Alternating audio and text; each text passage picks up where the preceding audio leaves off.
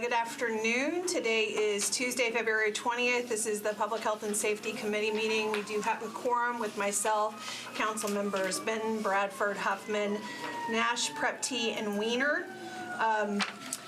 In reviewing the agenda, I really want to do everything on consent because we've got a lot to talk about that's not on the agenda. Does anybody have anything that they'd like me to pull off consent? Otherwise, I can read the captions and then make requests after that. Yes, sir. 179. 179. 2024 179.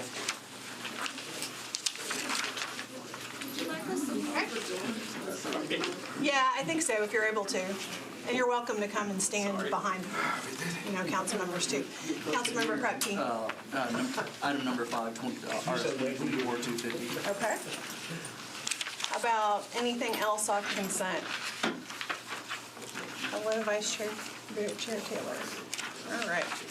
Then we've got items number 5 and then item number 9 off of consent. So I'll go ahead and read the captions on everything else.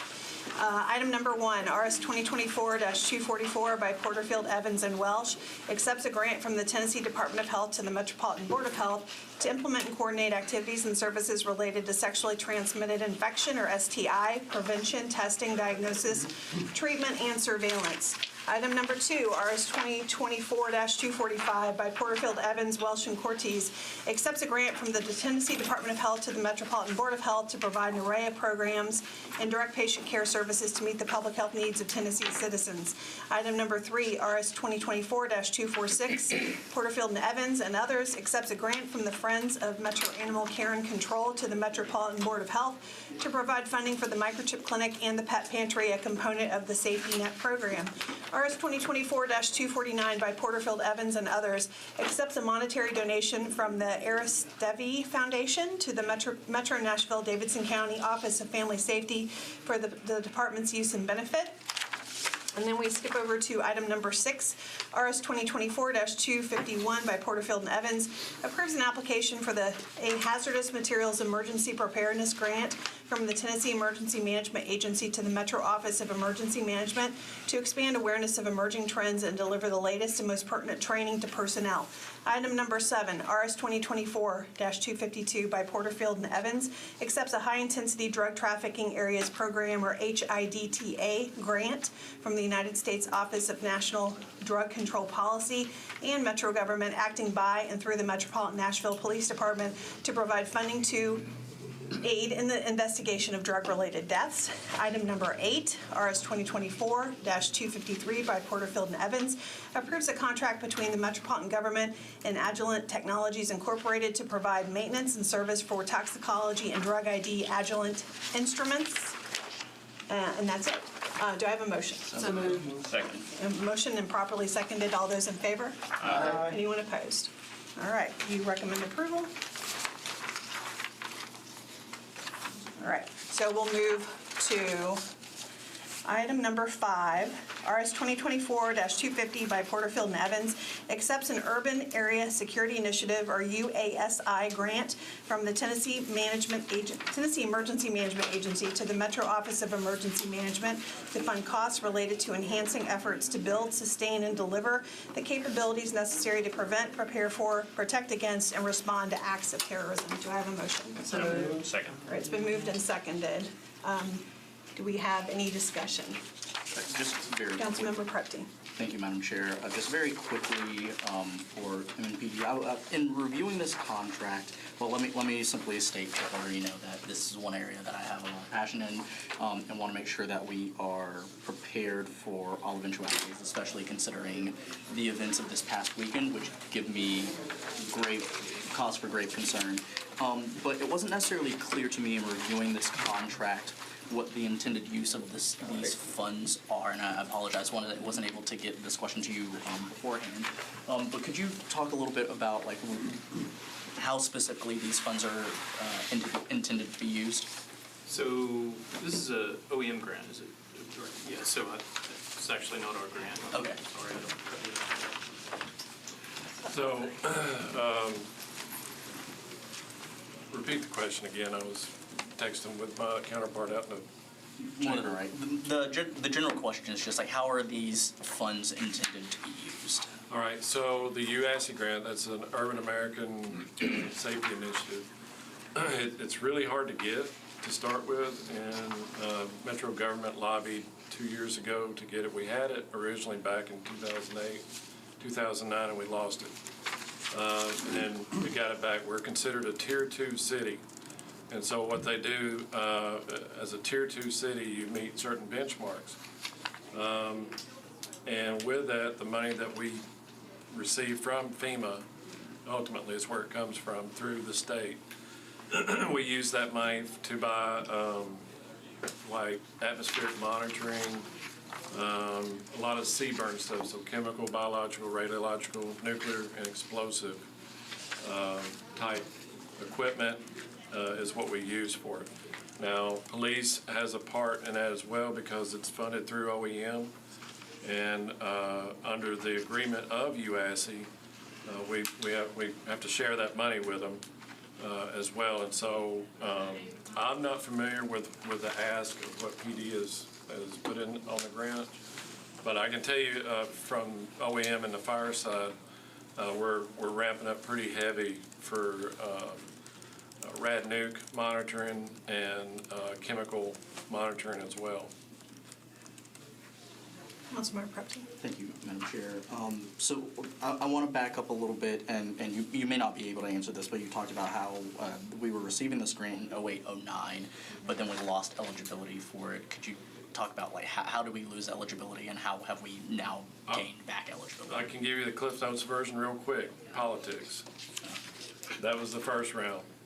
What happened is that originally, whenever they started this program, it was through Homeland Security, and they designated cities by population. That's how they ended up getting them, right? And so we're one of the larger cities in the United States. We had it, and then Congress and Senate, people up there started working, trying to get those funds. And usually a Tier 2 city gets anywhere from $1.5 to $2.5 million free. There's no match, there's nothing. It's like, here, do this. There's other grants out there like Stone Garden, bricks and things like that, that if you have the UASI, those others can follow in with it. If you don't have UASI, you don't qualify to apply for a Stone Garden, if that makes sense. So the long and short of it is that we lost it in 08 and 09 to another city that outmaneuvered us politically in DC. So how we got it back, you just got somebody who's been in that position for a while. I'm not saying I'm the guy, but I'm one of the guys that's been there trying to get it back for years and years. And we finally did. Mayor Cooper went to DC, Chief Drake, Chief Swan supported it, and we got it back. All the stars lined up. So I mean, I know I'm letting everybody know how we make the sausage, but that's really what happened. Is Mark Green, Congressman Green, is the chair of the Homeland Committee in D.C. And so whenever he got to reading it and he was looking at the original intent of it by population and so on and so forth, he realized, all right, we need to bring it back to Nashville. So some other little city somewhere that has way less population, they lost it because they only allot so many of those not positions, but grants for the UASI. It's a great program too, by the way. I mean, it's free money, and I don't know if y'all have priced any of those monitors, but they're $50,000 and up. So it really helps us out.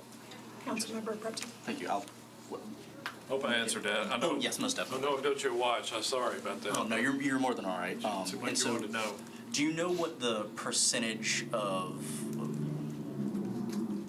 like shared funds there are? Like, what percentage is going directly to OEM and the fire department, and what percentage is going to MNPD?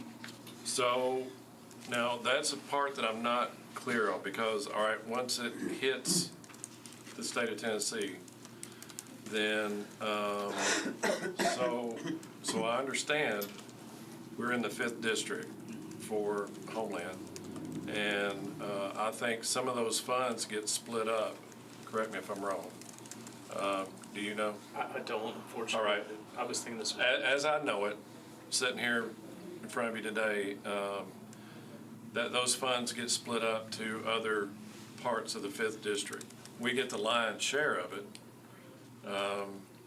along with PD. So, if it's 2.5 million, I think we get like 1.2 of that.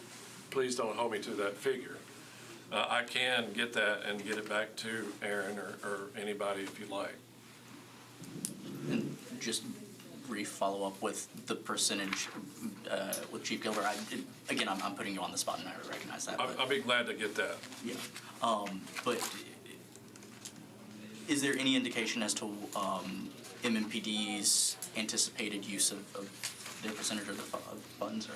Yeah, I apologize. So was it OEM? I didn't realize we were part of the grant, so I'm actually checking on that right now. So I'll get you an answer as soon as I hear We'll back. follow up after this meeting. Yeah, I appreciate it. Thank you. Okay, anybody else? Commander Nash. Since the last reapportionment, we're not just District 5 anymore. Does that have any impact on this? Oh, no, whenever I talk about, that's not congressional district, it's Homeland district. Okay. Never mind. Okay. Anybody else? Any Two other? different districts. It's a lot to Any keep other up with. All right, thank you for all your information. Since there's no other discussion, we can go ahead and take the vote. All those in favor? Aye. Anybody opposed? Anybody abstaining? All right. And we will move on to item number 9. This is BL 2024-179, Porterfield Tombs and Others, amends Section 2.44.115 of the Metropolitan Code of Laws to require reporting related to the use of force by the Metropolitan Nashville Police Department. Do I have a motion? So moved. Second. Okay, it's been moved and properly seconded. Let me open it up for the sponsor to speak, and then we'll have any other discussion. Thank you, Chair. I know we've touched on this legislation already. This came about when we were having the conversation around tasers and doing some research on the public dashboard. There was some information that I believe to be helpful to the community that was not there. So in a conversation with Chief Gilder and Chief Drake about my intentions of filing this legislation, and it is my understanding that, they appreciate transparency and was supportive of the legislation, but all it does is it will require MMPD to give us a quarterly use of force report, and that will share demographic information with regards to the subject of the use of force. So that includes the individual's age, gender, and ethnicity. Some of that is already available on that dashboard.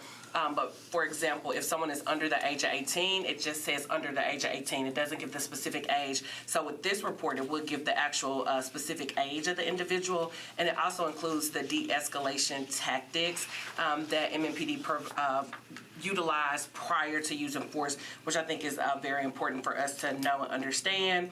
It also includes the number of instances a firearm was displayed or discharged by a police officer in addition to another use of force. And lastly, with regards to tasers, the total number of taser deployments and the average number of taser cartridges used per incident. So again, it's just giving a little more transparency, and appreciate MMPD for the work that they do and wanting to be transparent and making sure that we're involved. And I ask my colleagues to support this legislation. Thank you. Any discussion? Councilmember Nash. I'd like to hear from Chief Gilder. I am not against the bill, but I think we might be getting too deep in the weeds. It's not something you can kind of generate quickly. For instance, de-escalation may require 3 or 4 different de-escalation tactics. Much more for a narrative kind of response as opposed to a checklist response. You would see that done more at the department level when they're investigating a use of force, as opposed to necessarily being readily publishable. But if I could ask that Chief Gilder speak, a moment to get his thoughts from the police department. Sure.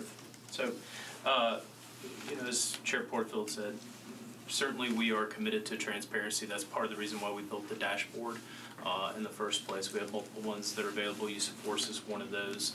A lot of the information that's requested from this ordinance is contained within the dashboard, which is updated on a daily basis. So this is a quarterly report. This would be on our website and updated daily. There are a few things I'm concerned about. The definition, the reference to force in there. It could encompass things that we use in our force continuum, like official presence, verbal direction. Most people don't think of those as reportable forms of force, and so therefore I think that would be a bit of a concern. De-escalation can take a variety of forms. That's often described in the, like Councilmember Nash said, it's often described in the narrative section of these reports. And then also the summary of the incidents is described in the narrative section. So my concern there is I can't easily automate that sort of material. I'm going to have somebody manually go through every single report and either probably redact information, because these summaries are often involving pending criminal matters, which are not public record, or contain information that's protected information under state law and would have to be redacted prior to release. So certainly we're committed to transparency. If there's a way we can accomplish the goal without I think creating a greater manpower burden, that would be ideal. And just on the firearms piece, we do certainly report every time firearms discharged currently on the dashboard. Okay. Councilmember Nash, did you have any other questions? I think everybody's wanting to get kind of the same place, but I really think it could use some more time, some more discussion between the sponsor and the police department. I would ask for a 2-meeting deferral to work through some of these issues yet. I'll second that. Okay, so we have a motion for a 2-meeting deferral. It's been properly seconded. Any discussion on the deferral? Councilmember Porterfield. I will support the deferral, and I apologize, Chief Gilder, I missed the email that you sent on the 16th saying that you had some concerns. I was of the understanding that MNPD did not have any concerns, and that was the first that I heard of it, and this is legislation that we've been talking about we initially talked about this before we were having the conversations around the tasers. This was my first time hearing it because I missed the email on the 16th. So I do apologize about that. And I'm fine with the deferral and fine with working with MNPD to further make changes to the legislation. All right, thank you. Any other discussion? Okay. Sponsor is on board, so can we take the vote? All those in favor of a 2-meeting deferral, please say aye. Aye. Anybody opposed? Anyone not voting? All right. Moving for deferral. All right. Thank you very much. We're going to Thank you, move Sponsor. into our discussion. I have now added a standing chair report onto our agenda, so that way I'd have the flexibility to be able to recognize folks whenever necessary. And so I wanted to invite Sergeant Hotz from MNPD, who's got some information to share about a drug called xylazine. And so there's 2 files that are in front of you. One is a PowerPoint presentation that he has shared in the community, and then the other is a fact sheet. And so with that, I will turn it over to Sergeant Hotz. Thank you, Councilmember. My name is Mike Hotz. I'm a sergeant with the Metro Nashville Police Department. I supervise the overdose unit of the Specialized Investigations Division, and I wanted to bring your attention to a troubling drug trend. It's the increased presence of the drug xylazine in Nashville's drug supply, specifically and most importantly the fentanyl supply, but also present as well in the methamphetamine supply. So a quick explanation of what xylazine is. It is a veterinary sedative. It's used to sedate large livestock like horses and cattle. It's not approved for use in humans, and therefore it's not a scheduled drug. And it's shown up, it started in, largely in Pennsylvania and Philadelphia, the Kensington region of Philadelphia specifically, which is near and dear to my heart because I grew up in Philadelphia. There's a significant problem with it there, and we'll go into what some of the problems are here in a little bit. The problem with There's many problems with xylazine, but one of the biggest problems with xylazine is that the opioid overdose reversal medication, Narcan or naloxone, does not work on xylazine because xylazine is a non-opioid sedative, and like I said before, it's not approved for use in humans.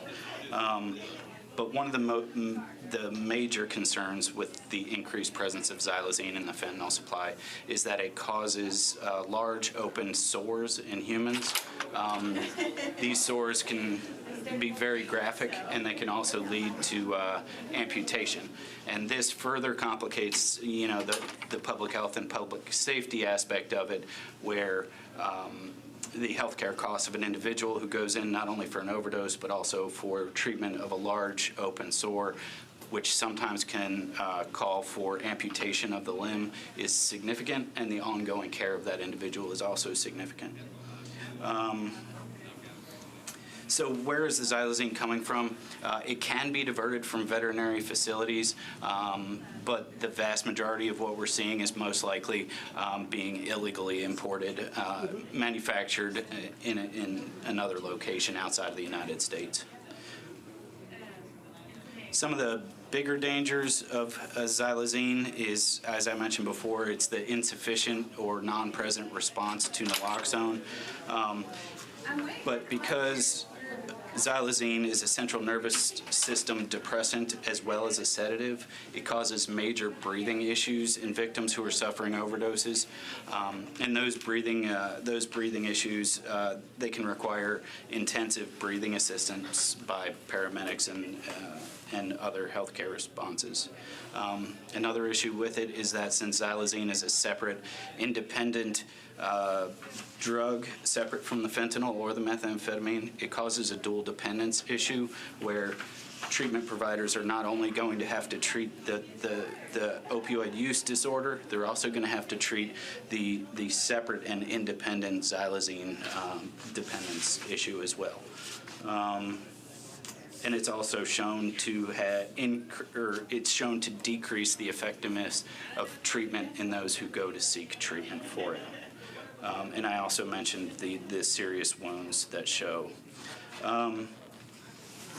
So from a Nashville standpoint, the reason that I'm standing before you and the reason that I brought this matter to the attention of the council as well as others is that we're seeing an increased amount.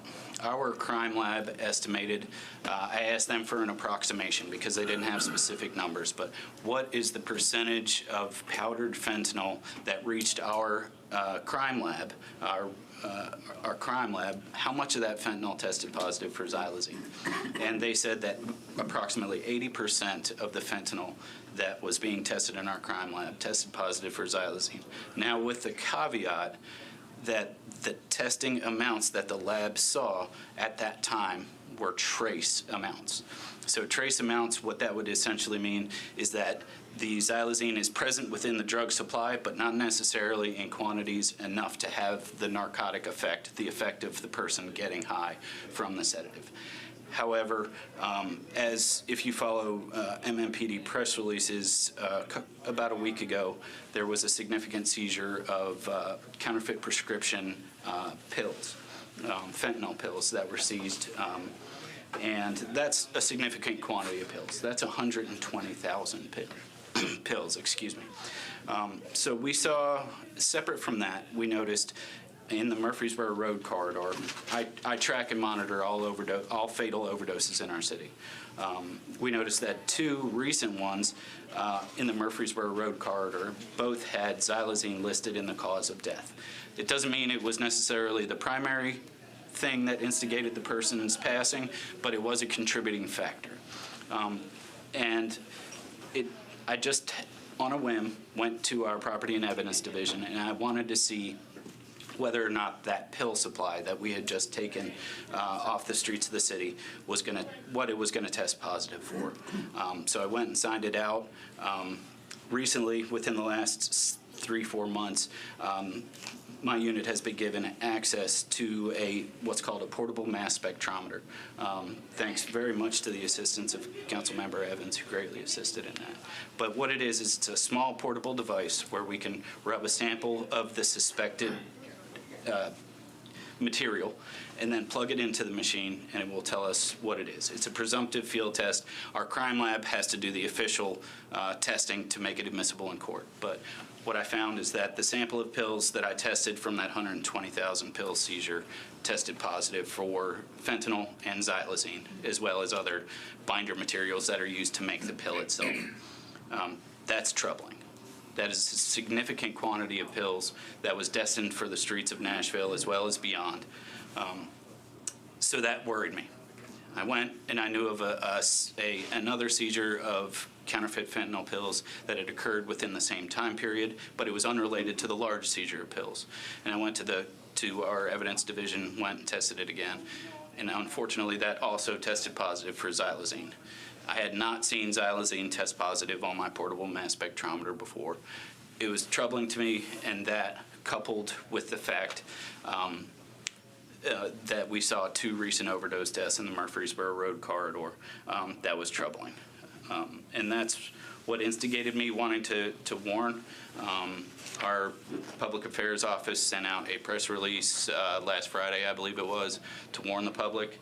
I believe that it's important for the public, as well as our public officials, to understand that, unfortunately, in my personal and professional opinion, the xylazine is here on scene in Nashville's drug supply, and that poses significant public health and public safety issues to our citizens, and it creates not only a problem for treatment of substance use disorder, but it also creates other public health problems with the open wounds. And I have a question. Ma'am. Have you, I know that you had talked to hospitals in the area. Was Metro General included as part of your outreach efforts to share about what you've been seeing with your tests?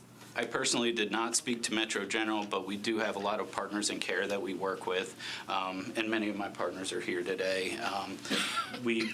I believe at some point through our network of notifying people, someone at General would most certainly have been made notice of this, but I will double check on that and get back to you. Okay, and I understand, and Mr. Clendenning, a question for you.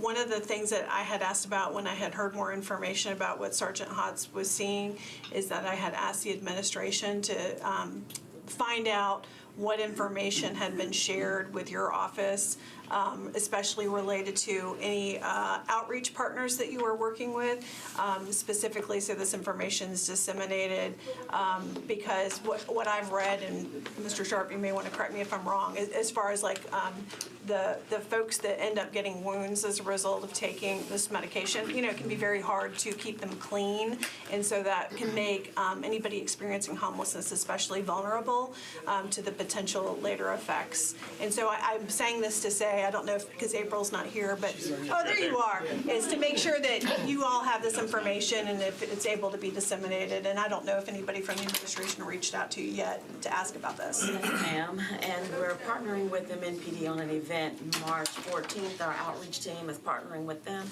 but we'll get more information. I think the health department is going to. Okay, great. And I'll be there at that event if I can help you with anything. My partner, Barbara Brown, our overdose prevention specialist, she's on it. Okay, great. Thank you. Councilmember Bradford. Thank you. You mentioned the 2 deaths on Murfreesboro Road. Were they both in the same area, different areas?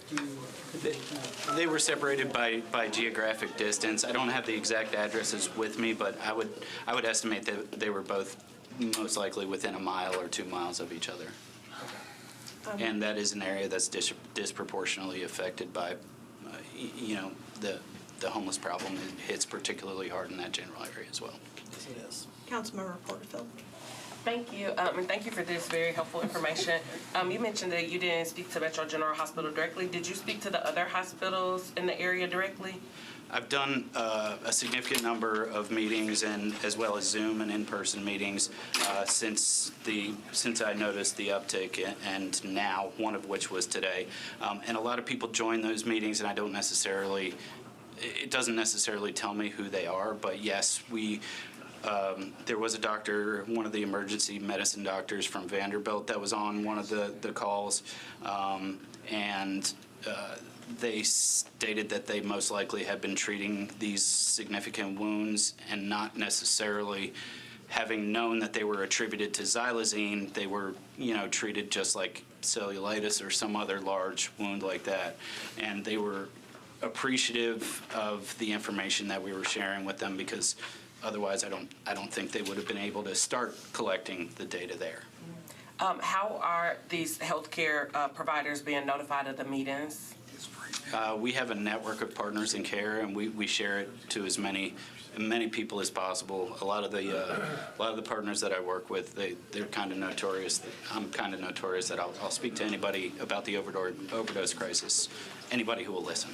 Okay. And thank you. And my last just comment, if we could just be intentional about Metro General is the city's hospital, so it's it's like collaborating with another department within Metro. So if we could just make sure that we're keeping our own people in the loop as well while we are reaching out to other entities, if we could also make sure that we're keeping them in the loop as well. Yes, ma'am. Thank you. Appreciate it. Thank you. Okay, how about Councilmember Huffman? Thank you for the presentation. I recently had a homeless camp closed in my district, and I have seen what xylazine does to the human body firsthand. Going in these camps and seeing the decay and the loss of limbs is extremely traumatic. Not only just for those that see it, but my goodness, the people that have to deal with it. My question is around the treatment. You had indicated that Narcan's not effective. Is there anything in the works that you've heard of to combat it? So in the veterinary world, there are agents that can assist in operations that don't reverse it, but they act as an agonist. They act against the purpose of the medication. There is nothing approved for human use that reverses a xylazine overdose. I still encourage anybody, if you do believe you're encountering an overdose, please still do use the Narcan. It has no negative effect, and it will, as I said, it's acting in concert with fentanyl almost every single time. So the Narcan or naloxone or Cloxato will reverse that, but the xylazine will be largely left untouched, and that will need professional medical intervention, usually to include significant breathing treatments. And my last question is, obviously this is a huge concern for our community with the uptick. What federal agencies are you guys working with right now? So on my overdose unit, we partner strongly with HIDA, the High Intensity Drug Trafficking Area Group. It's through the federal government. They have been a tremendous asset to us. We have one of my detectives is a task force officer assigned to HIDA. We also have 2 part-time assigned to HIDA, and we're trying to increase the amount of task force officers because they've been nothing but a significant benefit to us. They assist us with providing overtime money for working long investigations. And aside from overdose outreach, another part of what we do is try and hold people accountable for if you kill somebody with fentanyl or another Schedule 1 or 2 drug. And those are very intensive investigations requiring overtime, and the HIDA helps us greatly with that. Councilmember Weiner? I wondered what the mortality rate is, if you can even identify what that has been, even going back to Philadelphia, and what you're seeing across the country insofar as that. I don't have the exact mortality rate, but what I can tell you is that it's been a very slow creep. It started in Philadelphia and Kensington, and they largely caught their public health and public safety groups out there by surprise. There was, in one year, I believe it was 2018, there were roughly 51 xylazine-related overdose deaths in Philadelphia. And just the next subsequent year, it jumped from 51 involving xylazine to almost 250 involving xylazine. And that is a significant statistical increase in mortality. And unfortunately, we can only speculate that if nothing is done about it, that a similar result will happen in Nashville. And that's why I'm very grateful that I'm here speaking to you about this important issue. Councilmember Prepting. Sergeant, thank you so much for presenting this to us. It's been incredibly helpful information. The question that I have is, as it relates to the import of fentanyl, we know that the majority of fentanyl that's coming into the United States actually unlawfully enters through lawful ports of entry, the majority of which are coming from South Asia, entering through the West Coast. Is MNPD aware of any intelligence as to any specific sources from where we're seeing xylazine coming from? Specific to xylazine, no, sir. It's very early in the game. But however, I have been working in narcotics for a significant portion of my career, and as it relates to fentanyl, and as you know, we know the fentanyl and the xylazine are starting to go hand in hand, unfortunately. So with the fentanyl investigations that I've been a part of and supervised, the vast majority of them are coming from the southern border, from drug trafficking organizations or drug cartels, some of which are with formal gangs such as the Chapitos or the Sinaloa cartel is probably the single largest supplier for Nashville. That's largely where we're seeing that, and that's based on investigative techniques that have shown physical locations of individuals involved in the drug trafficking organizations. And then, Go ahead. And then following up with the pill seizure, does MNPD have any intelligence onto the source of that massive seizure that took place a couple of? I believe that's an ongoing investigation, sir, and I can't comment on that. But I honestly don't have that information either. Those are my questions. All right, any others? Councilmember Nash. We were introduced to the Safe Bar program that is being kind of brought out to the public now, where there's a poster with some chemicals on it. If you drop fentanyl on it, it'll change color. Could this be used for this new drug? It could if a private entity invested the money in it, sir. Those are colorimetric tests where there's a chemical on the coaster, and if it comes in contact with it, it turns a certain color, and if it matches the shade. So yes, I believe from a chemistry standpoint that could be done, but it would require significant buy-in from the private sector. Does that answer your question, sir? But the current ones would not pick it up, is what you're saying? The current ones, to my knowledge, test for GHB. Yeah, Not fentanyl. right. Not fentanyl either. Right. But there are fentanyl test strips that can do that, and then we're also working with the state. They are very soon going to make xylazine test strips available to the public as well. Okay. About any other questions for Sergeant Hotz? Mr. Sharp did bring this handout that I have put in front of everybody that references, overdose deaths and kind of the mixture of, drugs that were found in people's systems to show you how complicated this issue is, and that it's not necessarily something that we can always, attribute to one drug or, two drugs. It could be multiple. But I know Mr. Sharp, Sergeant Hotz mentioned the state is getting xylazine test strips, and so I know at one point, at least Dr. Wright had mentioned that was something that you all were looking at as well. Is that something that you're still? We're going to see first if how they're going to handle theirs. And if we don't get enough of them, we'll look at whether we can supplement that. Okay, that's great. Any other questions? Also, I'll recognize that we've got Trevor, and your last name is escaping me. Henderson. Henderson, thank you.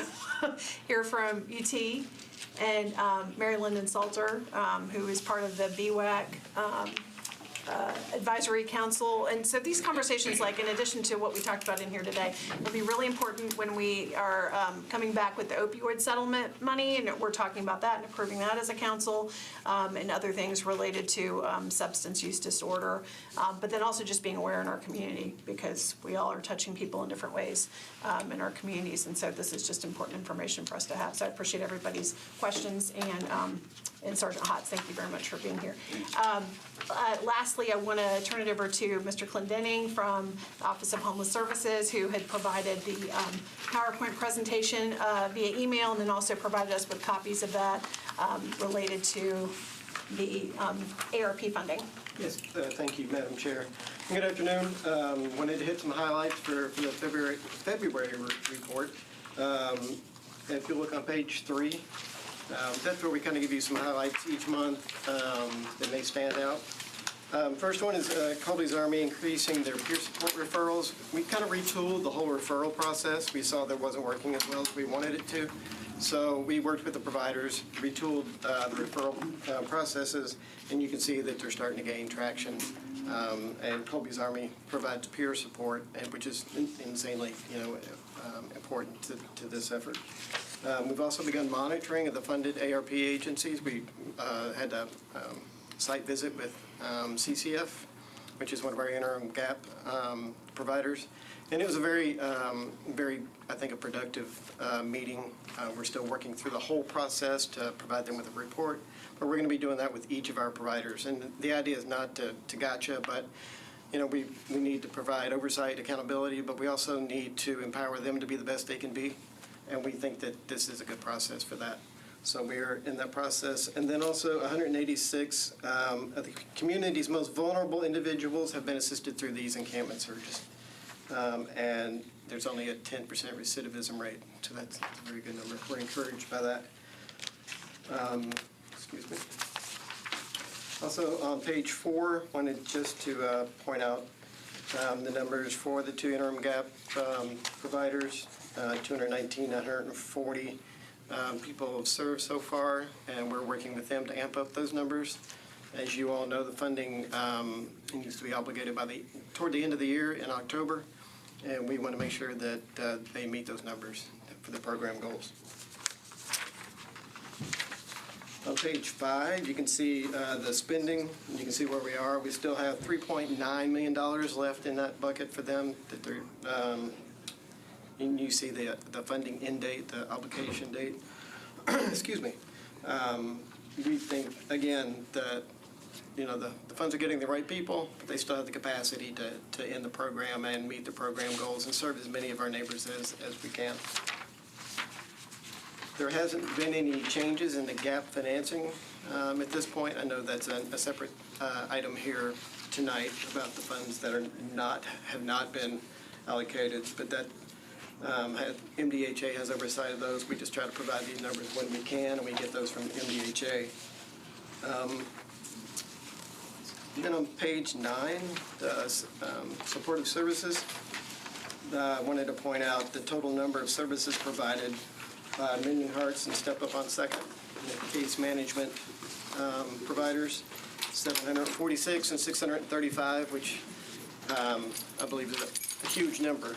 It represents a lot of work and a lot of care for people. And then as well on the page 10,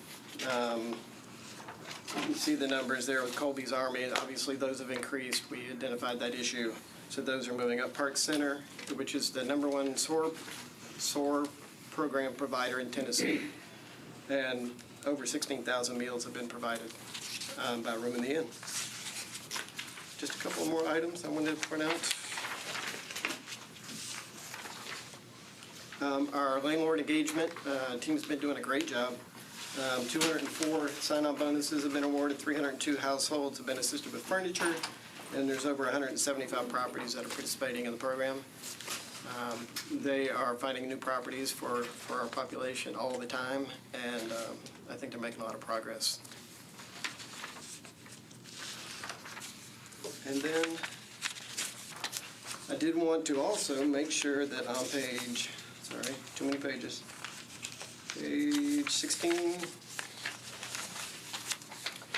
that we have an event, Housing First Community Conference coming up on March 7th that we'd love for all of you to attend.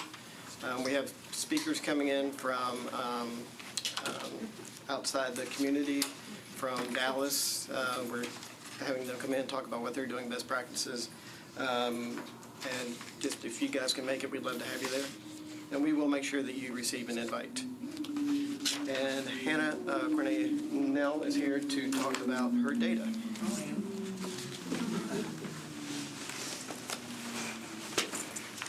So we added in the monthly HMIS report to this. I think Councilmember Huffman requested that last time, so hopefully he sees it. It is in the end of the PowerPoint, so just, this is some overall numbers for Nashville for homelessness. So for the month of January in 2024, there were 3,662 people who experienced homelessness in Nashville in HMIS. That was in 249 families and 2,688 adult-only households. And additionally, in January, 125 people experiencing homelessness moved into permanent housing, which was 21 families and 41 adult-only households. There's a bunch more information in there, but I know you all have a lot to do, so those are the highlights. Thank you. I have a question. On page 5, where we get into the spending update and kind of, has the columns around like the funding end date, for those interim facilities, is the goal that in this budget cycle you're looking for more funding to be able to extend beyond the funding end dates that are listed there? A little bit of both. We're asking them for a sustainability plan that they had written into early on when they applied for the funds. So wanting to see how far if they've achieved that goal, and then writing a little bit into our budget if approved by council members and current administration. Okay, thank you. And I guess that was kind of my follow-up question is like the intent, if for some reason there's not funding to wind it down. Yes, so in our current budget, there is a little bit of funding that could help with supported services. So we were using that as an interim for if there was a line item or capacity concern or current budget concern. We're going to use that this year and then hopefully again next year on the end of those. And one of the locations have already asked that they may need an extension, and so that may come before you all in July or so as well. Okay. We're watching this very closely because we don't want it to. Right, I'm sure you are. We don't want a huge dip in service delivery, and then we don't want those that are living in the interim locations to be without service. Yeah, and then and kind of going back to that, so kind of going back to the original encampment, the Brookmead closure, I guess for the next month, can we look a little bit at where people are from? Here's the Brookmead folks, and here's how many remain, in an interim situation, and kind of what you're seeing, because I know you and I've talked offline about some of those things, but for people to understand kind of what some of the challenges are related to some people's interim status. Okay. Councilmember Weiner. On that note, when we have that conversation about what's going on from Brookmead, I think it would be especially helpful if we had somebody from West Precinct. We have 2 officers in the West Precinct that are dedicated to nothing but helping the homeless. And they're wonderful. The work they do is yeoman's work, and I think it'd be interesting for everybody to hear what they're doing. Okay. Thank you for that recommendation. Councilmember Porterfield. Thank you. I have thank you for this great report. I have a couple of questions. On page 3, it talked about a 10% recidivism rate. What is the average? Is there like a nationwide average of recidivism for people that have? I don't know exactly. I think it's around 12% nationwide. Okay. Thank you. And then on page 4, where it talks about in the first column, where it's entries from various encampment closures. Is this only for Brookmead, Wentworth, the TA truck stop, and Hermitage? Like, what about other encampments that have been closed, or are these the only ones that have been closed? These are the ones that have been closed. Okay. So, what about the other encampments where people have been displaced? So like Murfreesboro Road across from Waffle House at the interstate, that was like a big encampment and people got displaced from there, like they had to move. And I think there have been some other locations where that's happened. So what happened to those people? Like, why aren't they listed? I can speak to that if you don't mind. You're speaking of Feel Free Court. So that closure happened before these funds were deployed. So those were not, that displacement was not tracked in this. Also, this is what we've utilized funding for. So there's an encampment strategy that our community deploys, and so this is capturing the encampment strategy. I think there's been places like the state has closed down or private property has closed down, smaller camps, but it's not tracked into this.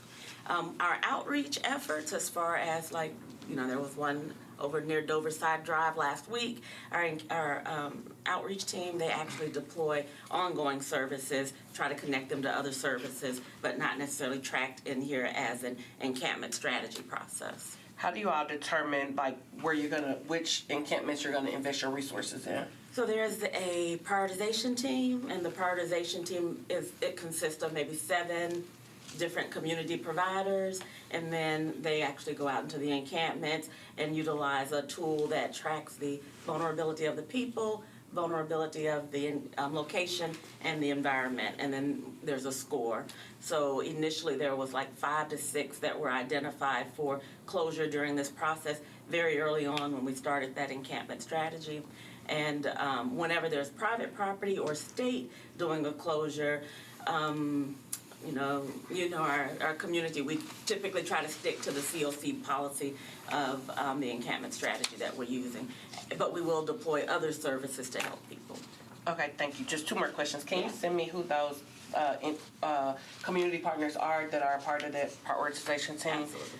Thank you. And then on page 7, can you all speak to the difference in, we see like award amounts and then the total number of units that different entities are providing, and there seems like a big discrepancy. So like Urban Housing Solutions got $3 million and they're providing 165 units. The next one got $2.58 million and they're providing 238 units. But then Woodbine Community Organization got $2 million, but they're only providing 36 units. So how, what accounts for that being such a big difference? So it's based on, the overall amount is based on the gap in their funding. Oh, okay. So they had to have a gap in their funding in order to apply for these funds. And then we asked that they dedicate at least 10% of their units to those experiencing homelessness on the PSH line. But then the second line is the affordable housing, which I do want to highlight. There's almost, is it 600? I don't have a sheet in front of me. 681 units that are coming on that our people will have access to. That smaller number of about 73 is solely dedicated to the Nashville neighbors that are experiencing homelessness and going through a coordinated entry process. But the dollar amount was based on their actual gap in funding. So their request was based on that. And then we just asked that they keep it below maybe like, I don't know the dollar amount, but $250,000 per door. I'll have to get that information to you, but I can get it from MDHA. Okay, thank you. All right, any other questions for Office of Homeless Services? Okay. If you'll indulge me, since we're talking about this, I got one last thing to say. COVID pods, since we have not talked about COVID pods in a while, I'm still pursuing COVID pods. So I will not let COVID pods go. But there's, I followed up with the administration and codes on those because there's 2 still outstanding questions that we have to turn over to the State Fire Marshal's office. And in November, I met with the CEO of the pallet shelter company, who committed that if we can't get over this hurdle, they would look at, could we do a swap with their newer model that may be more appealing to the State Fire Marshal. I don't want to get to that point. I'd prefer to use what we have, but that's where we are. So just wanted to make a mention of it since it hasn't come up in a little bit. Yes, sir? I'd like to follow up. Mark brought in the actual grant. I didn't want to tell you guys what that number was, and I'd be glad to send you an email for the rest of it once it's not here. But it is $1.5 million, and that's passed through the state. Nashville Metro gets over half of that, or right at half of that. We do the split with PD at 35%. Okay. So. Yeah, if you wouldn't mind, if you could send it to me. I'll get Mark. Okay, great, and then we'll have it distributed through the council office. I appreciate that. All right. I appreciate everybody's patience as we get out this really important information, and so with that, we're adjourned.